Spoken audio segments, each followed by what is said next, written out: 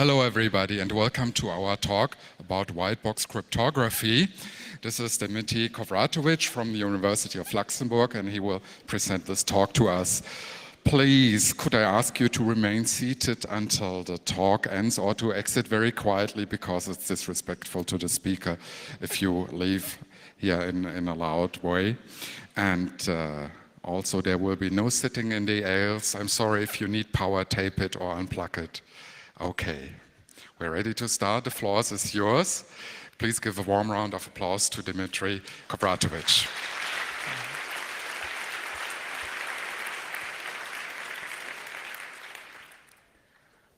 Hello, everyone. So, my talk is devoted to white box cryptography today. It's a survey talk. It's partially inspired by the research we are doing at the University of Luxembourg in our cryptography group, together with Professor Alex Birukov. And this talk is intentionally not much technical. Well, I suppose you are somewhat familiar with the main cryptographic principles and some cryptographic tools, but I will not require much, and I will not go deeply into details of white box implementations. So I suppose that those who are interested will just go for reference and read appropriate papers. And the purpose of my talk would be somehow give you a brief picture of what white box cryptography is and what the problems are in this area. So probably many of you had heard this term, and but you might have some troubles in actually defining it. But I should agree that it's really not a well-defined notion, this white box cryptography. So some people think that it's obfuscation, maybe. Some people think that it's almost the same as public key cryptography. Yes, it's also partially true. Some people think that it's just so badly defined that no one knows exactly what white box cryptography is. Well, all these versions are partially true. Okay, so I will proceed, and first I will give you some more or less detailed overview of my talk so you would know what to see in the next slides. So first I will talk about adversarial models. So when we talk about security of cryptographic primitives and schemes, we usually assume some standard model of an adversary. And when white box cryptography takes place, the model is non-standard, some unorthodox model, and it's sometimes called man-at-the-end model. I will introduce this model to you, talk about some difference to a standard model. I will introduce this model to you in the context of contact protection, protection of some media, well, movies, songs, whatever. I will give you some details about current protection schemes, and you will see when this model appears. And you will see that the main problem in this model is how to hide cryptographic keys. The keys that are assumed to be secret in standard models, but in this model, they are not secret, and our big problem is to hide them somewhere. Then, naturally, the notion of white box cryptography comes, and the crucial notion in the area of white box cryptography is the white box implementation of some cipher or a function, whatever. You will see that the majority of white box implementations of ciphers are built up on so-called lookup tables. It's just a large table stored in the memory, and you will see why this method is important. You will see how the famous block cipher AES, current encryption standard, is white boxed, how a white box encoding of AES looks like. You will see how it can be cryptanalyzed, how an attack can be constructed, and how actually, and you will see why the initial proposal for white box AES is weak, and you will see why it is weak. And actually, you will see that many of such proposals are weak, and actually, no one is strong. I will then talk about weak and strong white box implementations, because there can be different definitions in this aspect. And I will tell you that while weak white box implementations can be constructed somehow, but with strong white box implementation, we have serious problems. So theoretical background doesn't allow us to build this sort of cryptography, so-called strong white box cryptography. And then I will give you some, I will explain some new directions, how we try to build white box implementations, white box suitable ciphers from scratch, how we constructed a weak white box candidate, how we face the non-invertibility problem, and finally how we try to construct white box cryptographic schemes from polynomials in finite fields. So this is a long overview of my talk, and now I will go deep into details. So throughout my talk, I consider protection of really large amounts of data. So these are huge databases, these are digital medias of gigabytes or terabytes large. This is some scientific experiments data. So they're really huge amounts stored on hard drives or in data centers. And of course, when processing and protecting these large amounts of data, performance is crucial. So we have to deal with primitives that are fast enough to enable processing the data in a reasonable time. And when we talk about performance and security simultaneously, we usually work with so-called symmetric cryptography. So symmetric cryptography is some part of cryptography. It's called symmetric because secret components of ciphers, usually secret keys, are shared between parties, shared by parties. And the feature is that it's really fast compared to non-symmetric cryptography, to public key cryptography. So confidentiality and privacy are achieved with usually with ciphers, of which the most widely known is AES block cipher. There are 3 versions of it, and the versions differ only in the key size. For us, it's not really important what the key size is. So the block cipher, it's called a block cipher because it processes blocks of fixed size, and to process large amounts of data, some modes of operation has to be used. So-called there are counter and chain modes of operation. So I just provide you some abbreviations to help you some sort of recall things you have probably seen in various cryptographic implementations. And when we talk about when we want to achieve authenticity, when we want to protect integrity of the data, we usually deal with hash functions, message authentication codes, or larger authenticated encryption schemes. I gave you so much details about symmetric things because they have interesting features, so-called. So first I say that all these designs withstood years of cryptanalysis, years of attacks by different people, and their security are often backed up with various sorts of security proofs and arguments, but not so often with formal and rigorous mathematical proofs. Quite often, the security of all these schemes are based upon just observations, just some ideas why this particular cipher is strong and secure. And performance, why we love symmetric cryptography is for performance. Performance did have some cost. While the RSA encryption is believed to be secure because it's directly related to a well-known mathematical problems, which has been believed to be hard for centuries, the hardness of factoring large numbers.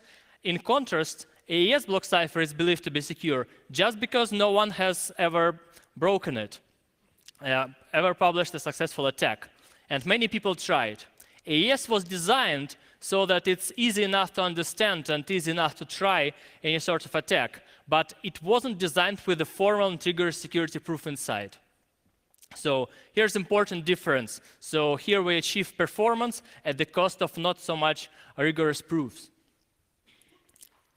And when we talk about proofs and arguments, when we talk that some cipher is secure, we usually, of course, assume some more or less formal model of an adversary, of an attacker.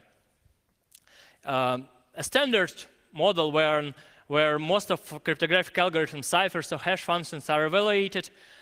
This model dates back to previous centuries, and usually we assume that the algorithm itself is open, publicly available for scrutiny, so everyone may try to find some weakness in the algorithm itself. But when a scheme is used, the key is secret.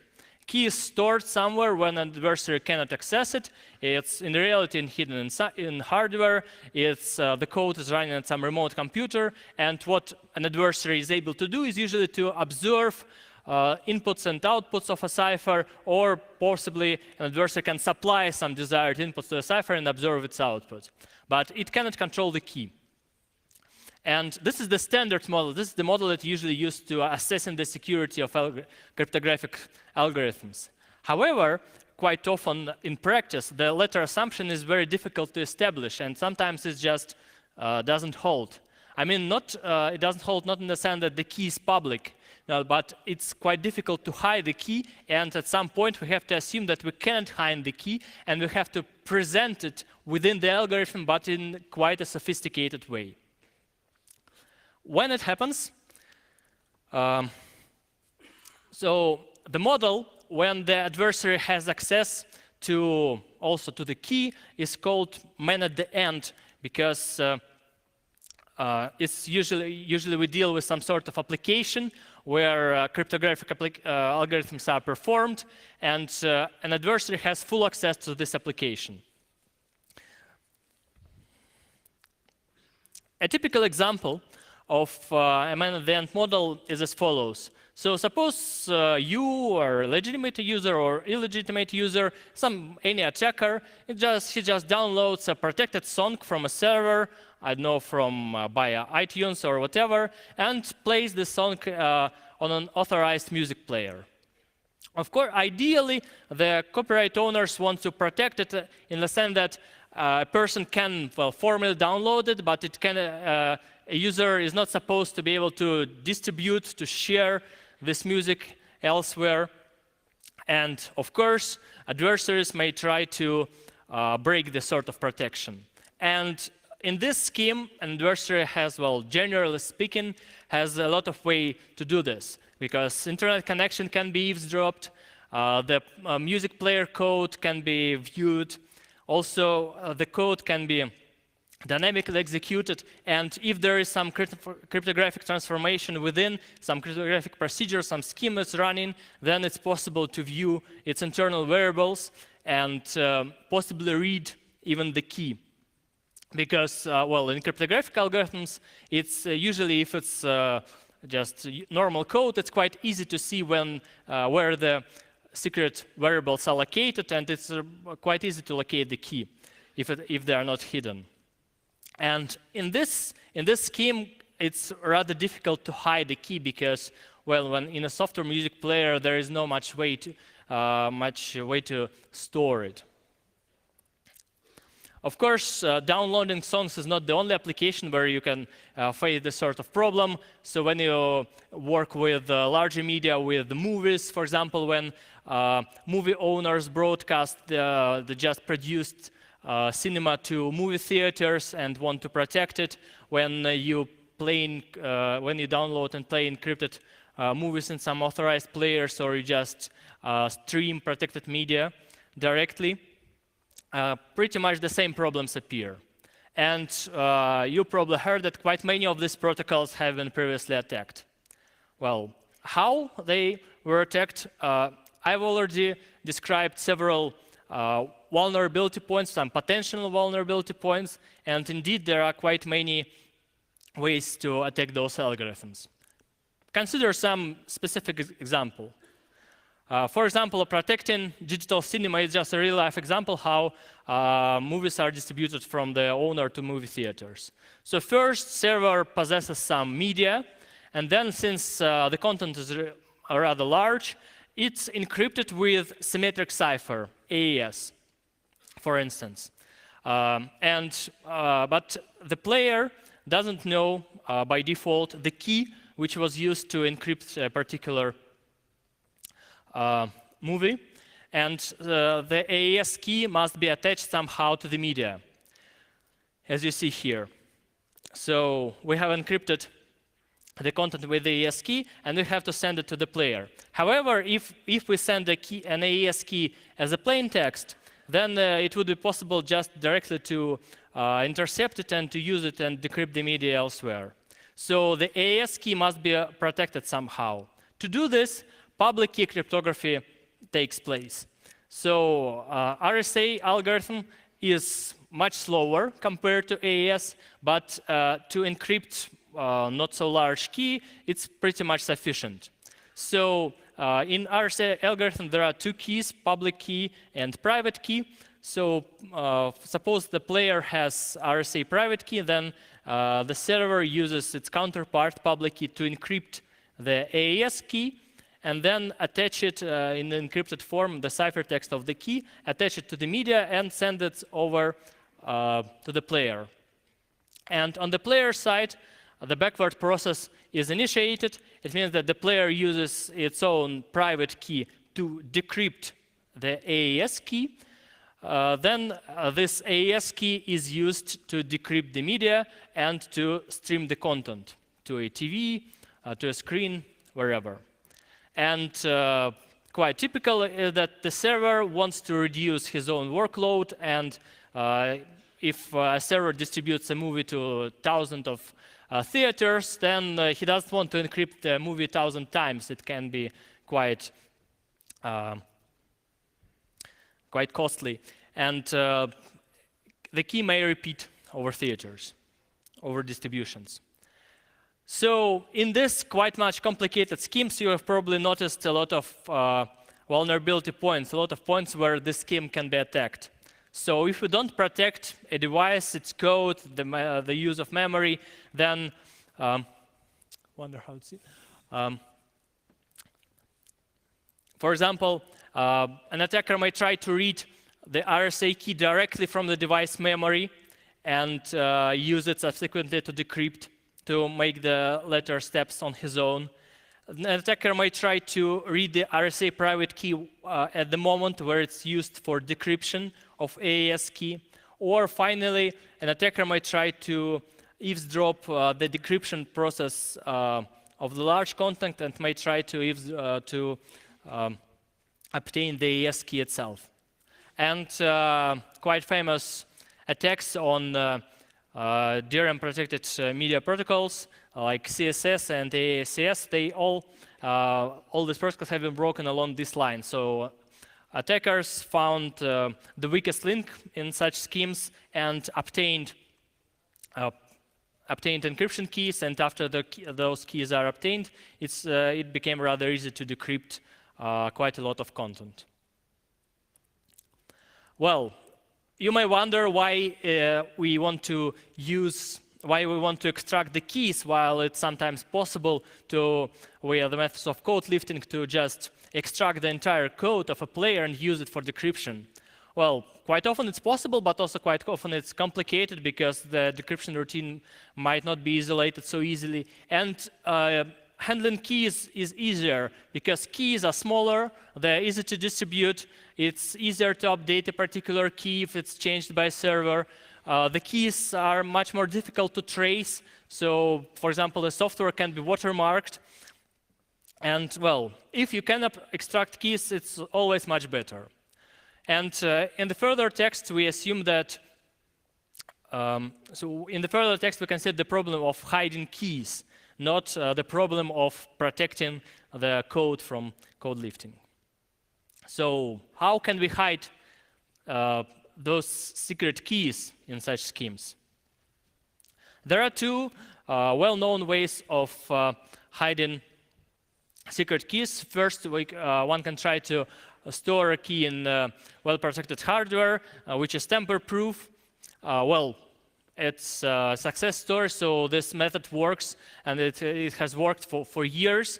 Of course, it significantly increases the cost of an attack for an adversary, but on that, well, it does make, usually hardware storage does make that an attack impossible, but it makes much more expensive.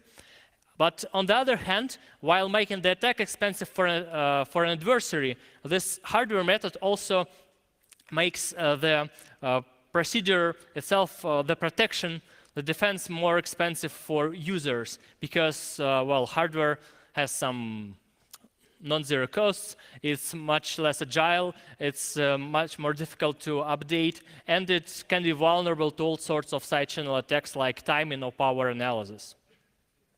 So storing keys in hardware is one way, and another way is storing keys somewhere in software. And when we talk about hiding the software, the internal variables in the source code somewhere, this is pretty much the same as we know as obfuscation. So obfuscation is another not really well-defined term, but we'll understand that it's just the method, some method of concealing program's logic or behavior. There are quite many heuristic methods that obfuscate programs, but they all have some issues that do not allow us directly to use it to hide cryptographic keys. So some of them do not target keys specifically. Some of them are vulnerable to various sorts of static and dynamic analysis. And another problem is that the obfuscation is not well supported by theory. So on the theoretical side, we have quite many negative, well, also positive results, but we also have a negative results of sort that we cannot build a program that can obfuscate everything. On the other hand, we can obfuscate some very, very simple functions, so-called point functions, but there is no good results in between. There is no theoretical method that is just for the moment slow in theory, but just waits for its optimization. No, the situation is worse, and there are quite many heuristic methods which are, well, not provably, they are very far from being provably secure, well, even convincingly secure. Okay, but I would like to elaborate a bit more on obfuscation. So if we cannot make something provably unbreakable, provably secure, we can follow the strategy of designing a block cipher and at least try to make something seemingly unbreakable, seemingly secure, and convincingly secure. We may remember that in the beginning of public cryptography, the way of obfuscating ciphers was proposed, but eventually public cryptography was built on mathematically hard problems. Okay, so if we talk about obfuscation, so how could we obfuscate keys, secret keys, and what sort of security we actually get? I mean, can we formally define any notion of security? Can we achieve this security? Can we somehow prove that we indeed get this sort of security from a particular implementation? And that's where white box cryptography appears. So white box cryptography deals with obfuscating secret cryptographic keys in software algorithms. So the crucial point for white box cryptography is a white box implementation of a cipher. It can be simply stated that white box cryptography is a white box implementation. So white box implementation is a pure software without any hardware help implementation of a cipher with key inside. So it's either decryption or encryption routine. It doesn't matter much because they're usually symmetric. And when analyzing its security, we first assume that this implementation is fully available to an adversary in its source code. So all the internal constants, tables, whatever are fully available to an adversary. And for defining security, well, first I use some not really some vague definition of security, but at least it gives you some understanding what we want. So for a good white box implementation, an adversary that looks into it, she gets little to no advantage over a just black box implementation. So a black box implementation, it's the same implementation of a cipher, but where the key is hidden and we observe only plain text and cipher text, but no internal variables. So if our white box implementation provides the same information as a black box one, it's good. But it's not a very rigorous definition. It will proceed with definition further. So when you look at this list of requirements, you will see that it pretty much resembles public key cryptography. So why not using encryption schemes like RSA? Well, clearly because of performance. Yeah, we remember that performance is important, and we know that RSA is several orders of magnitude slower than AES. So for AES, I've taken, of course, the fastest implementation on recent Intel processors with appropriate instructions. So RSA also can be optimized somehow, but still a huge gap exists between public key and symmetric cryptography speed. And when we talk about white box implementation of some cipher, of course, we want that performance loss should be minimal. So, of course, we cannot achieve the speed of naked AES. We can't achieve 1 cycle per byte, but we can achieve something in between, possibly. So that was the goal of the first designers of a white box implementation of some cipher to obtain a white box implementation of AES or a similar cipher. And apparently, people quickly realized that when designing a white box implementation of a cipher, our tools are very limited, because when can we hide a key if everything is available to an adversary? So if we store a key as a constant, an adversary will see it. If we store a key as a function, an adversary will read this function, and this function is pretty much equivalent to a key. So where to hide it? Well, probably only in some sort of tables, in some very large tables from which the keys are quite difficult to extract. A very naive way to hide a key is just compose a so-called full code book, a lookup table for every plain text. So given a key, and for every plain text, we compute a ciphertext and store it in a large lookup table. But the problem is that conventional ciphers, and it's a requirement, they have quite large blocks at, well, usually 128-bit. And such a table, of course, is impossible to generate and store. But the idea of hiding something in a large lookup table is really profitable. And, well, how about smaller key-dependent tables? Well, they can implement any function in appropriate domain. So if we talk about tables that process 32-bit inputs at several gigabytes, well, not 4 like here, but a bit more. So they can serve our purpose. But note, and it's very important, that all lookup tables that we compose are easily invertible. We will face the invertibility problem in the further slides, but you will see that if you are given a lookup table, then by properly sorting inputs or outputs, it can be easily inverted.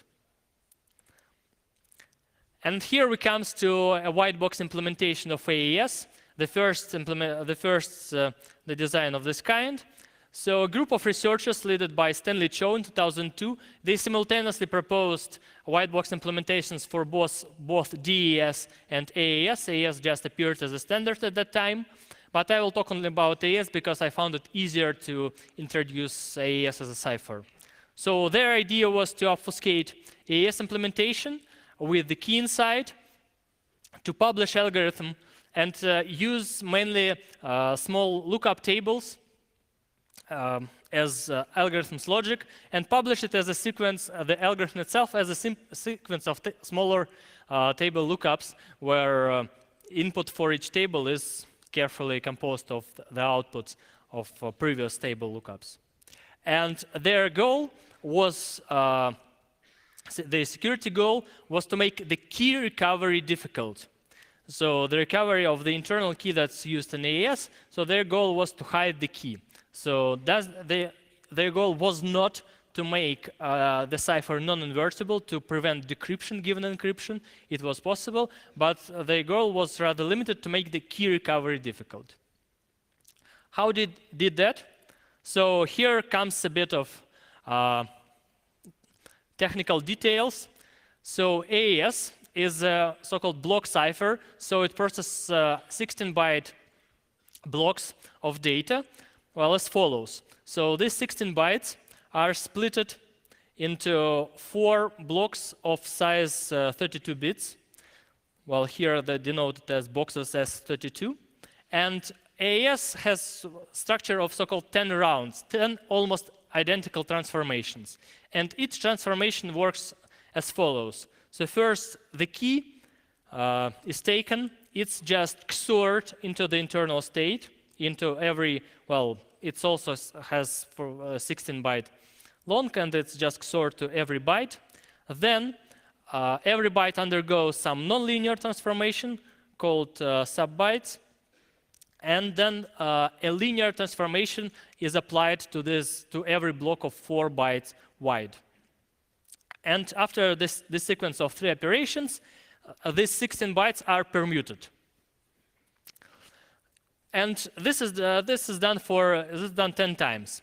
So pretty much the same 10 times. So the key is a bit different every time to prevent some very specific sort of attacks. But the main picture is like this. So the main point of this description is that AES splits its input into 4 blocks. So 4 blocks each undergoes some specific transformation, and then the bytes are permuted. That's the thing. And having this picture in mind, the designers of the first white box implementation, they proceed as follows. So their goal was to hide the key K in this scheme. And they had to do this at every round. We'll consider only one round, but the procedure is pretty much the same in other ones. So now I will describe a white box encoding of AES round. The original idea was much more complicated than I described here, and it was much more optimized. So what I describe here is first a stronger version, and second, it requires much more memory. And even though this version that I describe here is stronger, it still can be broken, and badly broken. So you don't lose anything in listening to my view of what they've done. So the original version was just a bit weaker, but also smaller. So the designers worked mainly with these 32-bit blocks. So they left this byte permutation apart, and their goal was to hide the key.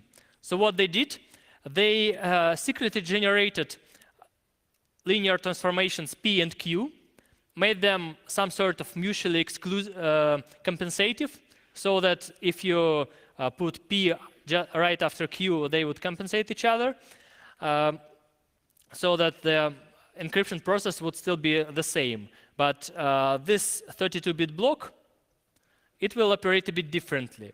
And the idea was to hide this secret key between the 2 secret linear transformations. So they generated these transformations for every round and for every block. And the resulting 32-bit block, they just computed a full lookup table, which is, again, key-dependent and has 2 to the 32 entries. Well, originally less, but we'll assume that it's just like this. So 2 to the 32 entries, and they stored all these tables in memory. And having like this, so the 10 rounds of AES were just sequences of these tables and byte permutations, tables and table lookups and byte permutations. And this worked pretty much the same as original AES. And well, the same idea was used for the DES cipher. But the problem of all this implementation is that they can be badly broken. So the well-known method of differential cryptanalysis applies to all these proposed implementations. So the idea of differential cryptanalysis is that we consider differences, well, bitwise difference between pairs of inputs. So I recall that the full lookup table is available to the adversary, and looking at inputs, you can compute the difference of inputs and difference of outputs. And the attack worked briefly as follows. So we consider multiple inputs, and we consider the evolution of difference between them, and we just guess that for some pair of inputs, the difference becomes, after it goes through linear transformations, it becomes non-zero only in one S-box. Well, possibly in 2 S-boxes, but suppose they're in 1. And the next important thing is that these input pairs, they form some sort of linear space. This linear space can be detected, and it can be detected because the output difference, they form a matrix, and this matrix, it has low rank because all these output differences of size 32 bits, they were generated out of a difference in only 1 byte, in 8-bit.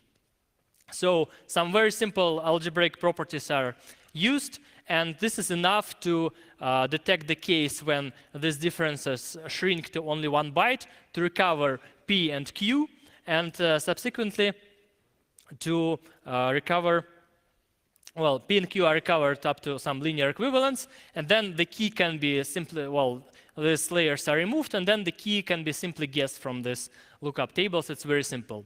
And with other optimizations, the entire key from the whole white box implementations can be extracted in just 2 to the 30 operations, which is on modern desktop is just seconds. And all the subsequent ideas and proposals were refinements of this simple principle, and they all were broken.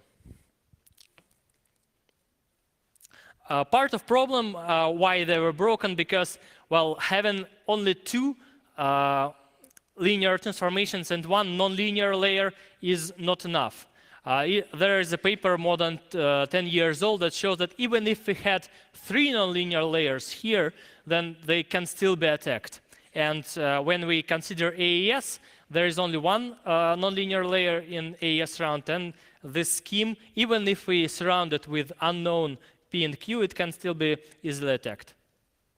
And generally, the table-based approach, the approach based on lookup tables, it fails for AES.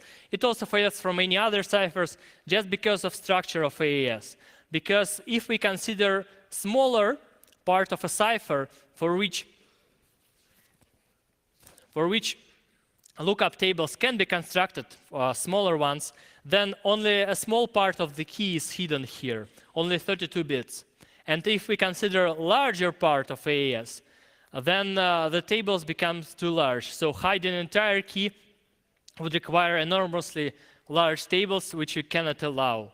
And all this table-based approach that fail for AES and other ciphers. So some different design is required to, so a cipher must have completely different design, and the key must be injected in different ways to be suitable for a white box implementation. So here is just an overview of other proposals. So all that AES white box implementations have been broken. All the DES white box implementations have been broken quite many years ago. All the attacks have practical complexity, and indeed, if an adversary ever gets the full entire code with these tables, it can be easily broken. But to my great surprise, well, everything indeed is broken. To my great surprise, there are quite many proprietary solutions on the market from different companies, including companies started by people who made the first white box implementations, and they are certainly aware of the existing attacks. So these solutions probably combine, well, these weak academic proposals with some additional obfuscation techniques, and we don't know anything about their security. Well, there are no public attacks on these schemes. Maybe there were attacks, but they are not published. So I recommend you not to trust these schemes at all, because academically, there is no strong white box scheme. So the previous part of, the previous white box implementations there are devoted to key recovery, but what about other security goals? So can we use this principle of white box implementation for something else? So one definition, which we denote as so-called weak white box cryptography, deals with the key recovery security, so-called. Is the goal that an adversary cannot extract the key from the code. Well, this definition was chronologically first, and it's apparently easier to achieve even though these previous implementations were broken. But when indeed the code lifting is used, then this definition is irrelevant, because when you can use your white box implementation as a decryption routine, then why to care about key recovery? It's useless. So people introduced another definition of so-called strong white box cryptography, where we require that even though the implementation is published, the adversary cannot invert the cipher. So it cannot get a decryption routine from a publicly available encryption routine. And an encryption routine is available together with embedded key. It applies in the case of code lifting, but also it's almost identical to public key cryptography. And the problem is that it's as difficult to design as public key cryptographic schemes.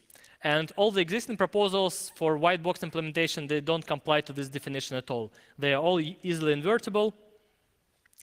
And when we started our research on white box cryptography, so we started thinking that indeed, so if current ciphers are not so much suitable for white box implementations, even key recovery security is difficult to achieve. So does the situation change if we make a white box suitable cipher from scratch? Well, apparently it does, at least for key recovery security. So we can claim that we can achieve key recovery weak white box cryptography in our proposal. And the idea is, so if we have the goal of just hide the key in a table, then it's apparently easy. So you just take an AES-like cipher, for example, consider a 32-bit cipher, and then just take 128-bit key and apply AES 32-bit block, then some linear transformation, and inject the key.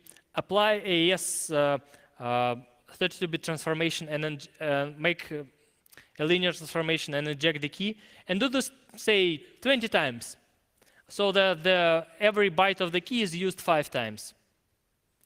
And make a lookup table out of it.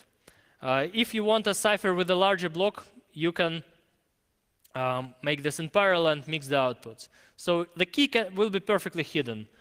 Security margin is even larger than in regular AES. But the problem, of course, it's trivially invertible, because given this lookup table, it's rather easy to obtain the plain text from a ciphertext.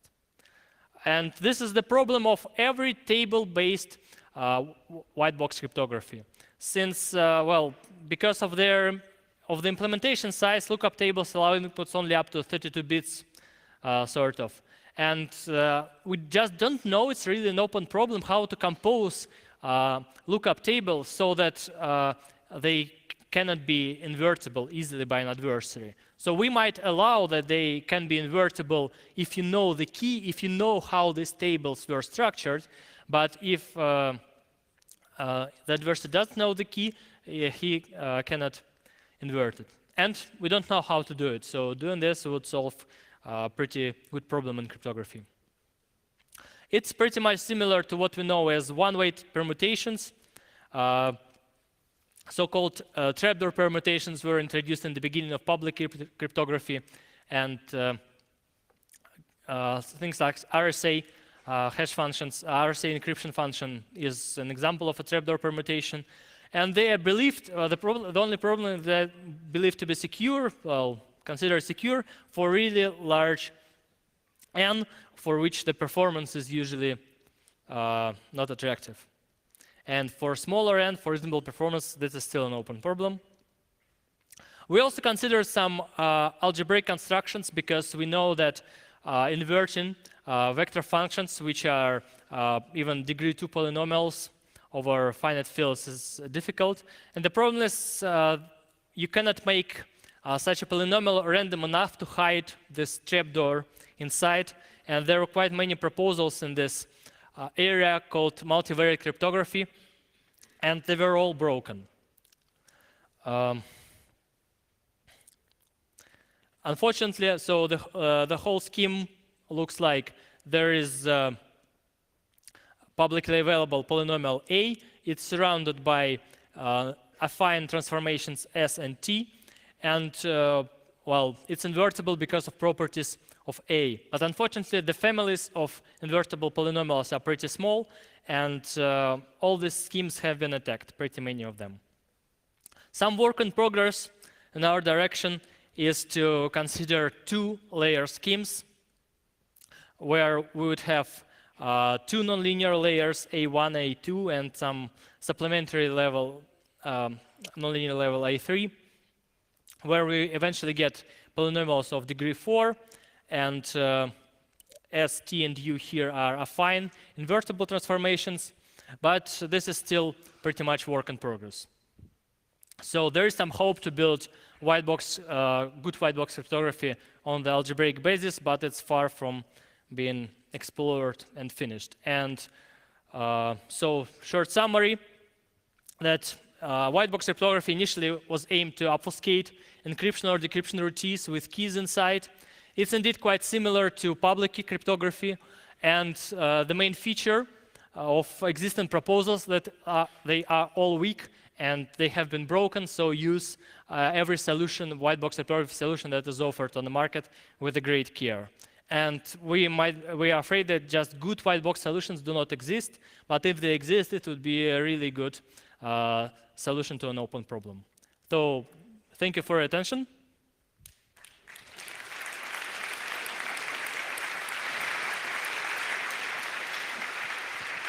Thank you very much, Dimitri. I expect after this talk a lot of questions. If you have questions, could you line up at the microphones put up here in the room? And I want to ask our signal angel up there, do you have any questions from the internet? No. No questions from the internet. How about questions from inside the room? Okay, go ahead, please. It's more of a practical application question. From the text you've shown, and always referring to that asymmetric encryption is too slow to be feasibly in a practical context. What improvement would I get using asymmetric encryption? Because the problem is the user or its end device, which is not his own, obviously, has to do the decryption. So the interesting part in the first place is the description key. So using asymmetric encryption, it would keep me from, after extracting the decryption key in several ways you described, asymmetric encryption would keep me from obtaining the encryption key. No, it wouldn't. So what would it bring? What's the good part about, yeah? Well, let me scroll a bit to the first example. So, as you might see here, so you have a pretty much large content. So if you encrypt it just with asymmetric cryptography, it will be just very slow. You cannot encrypt it with asymmetric cryptography. If you encrypt only with symmetric cryptography, and the key to this to symmetric scheme encrypted with asymmetric cryptography, then it becomes vulnerable while this symmetric key is used. And if you have a good white box scheme here, that you can replace both encryptions in this scheme with just one white box scheme, so if its performance is good enough, then the key cannot be recovered in this scheme, and performance loss would be much smaller compared to the total use of asymmetric cryptography. So does that answer the question?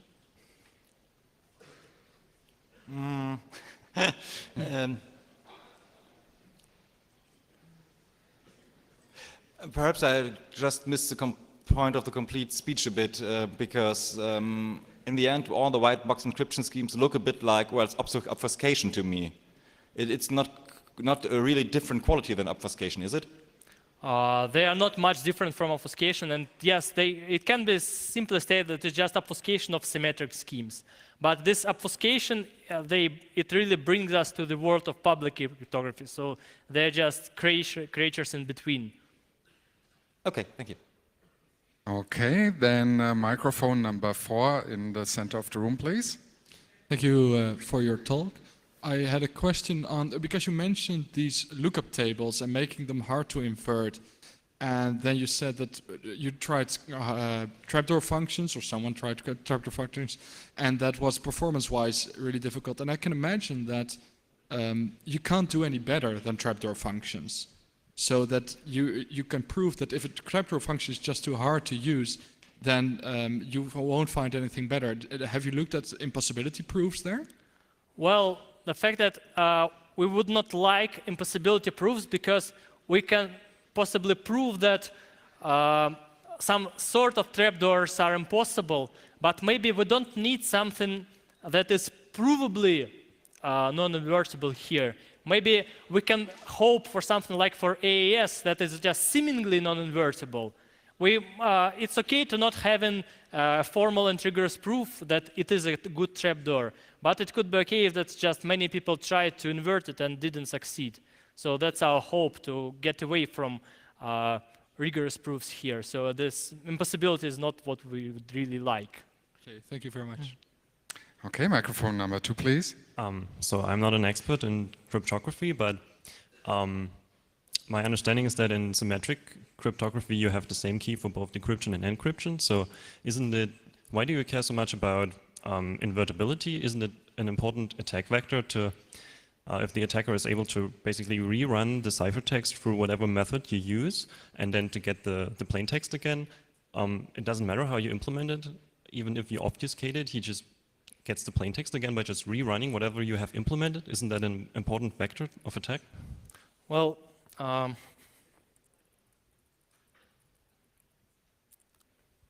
so in symmetric cryptography, you have a cipher. So if you have an algorithm, and if you are given a key, that you can easily run it in both directions. If you're given a table, a so-called full code book table, you can again invert it and use it in both directions. But the idea is to give you some sort of an algorithm with key and with embedded key so that you cannot invert it easily. To give you some sort of function that you know how to run it in forward direction, but it's obfuscated in a way that you cannot run it in backward direction. You can imagine it like, suppose you have two functions of the same input, you just XOR the outputs. Of course. How yes, would you invert it? But I mean, my point was that couldn't you just rerun it on the ciphertext to get the plain text again, basically? No, so decryption algorithm is not the maybe same. not. I mean, obviously not that easily, but Yeah. I mean, isn't it some possible way of attacking that? No, not really. So the Okay. decryption algorithm is not the same one. So it's easily obtainable from the encryption one, but usually it's a different one. Okay. Okay, then we can have one question per microphone. Back there, number 3, please. If I understand it correctly, if you have the classical problem of the DRM is that you have the algorithm that decrypts it because you have it. You have to have it to play the movie, to play the music or whatever. So yeah, I understand that hiding the key would be somehow good for the implementators of the DRM because it makes it slightly harder to implement the attack. But if you basically, I can see how it would be possible to break to not allow the attack that uses the code that you have for playing. Well, it's formally it's impossible. So in many implementations, you can indeed easily extract the code and use it as your own routine. But well, this is some sort of solution for the cases when this is not easily. So this, if you have this white box implementation that it's immediately increases the attack costs, it will require the adversary to use just the code that it was given and not anything else. So it limits the adversary's capabilities somehow, and that's at least some partial achievement. Okay, microphone number 1. Yeah, hey. So first I want to thank you for the presentation because it helped shedding some light on the mysterious topic of white box cryptography. And it helped me calling out bullshit on the whole idea. And I think somebody should make this critical comment because the whole concept breaks with one of the principles of cryptography that an algorithm should be verifiable, right? So if you obfuscate it to hide something, you know, if it's only hiding the key, it's no use because I wouldn't go after the implementation at all. I would have other ways to attack and recover the key. Everybody knows how easy that is. And if it obfuscates more or even changes it, then it breaks with the principle of being verifiable, right? So I think the whole thing is snake oil and shouldn't be used by anybody. Thank you for the comments. Okay, last question from microphone number 4 over there, please. I just have a two-part question. Can you achieve white box properties with homomorphic encryption theoretically? And the second part is, can you do that practically? Yes. Well, I think with most of public key schemes, well, you can achieve this. The problem is again performance. I would say so. I think performance is the main problem that prevents us from using candidates from things like homomorphic encryption or the latest that they're based on. So things like that. There have been some recent improvements, 2012, 2013, in fully homomorphic schemes. Do they bring the sort of level down to where this may be practical for white box properties, or have you not looked into this? Well, I didn't really think in this direction of fully homomorphic encryption. If you give me just some time offline, I have to think about it and probably give you a better answer. Okay, Dimitri. Well, thank you very much for your talk. Yeah. Thank you again.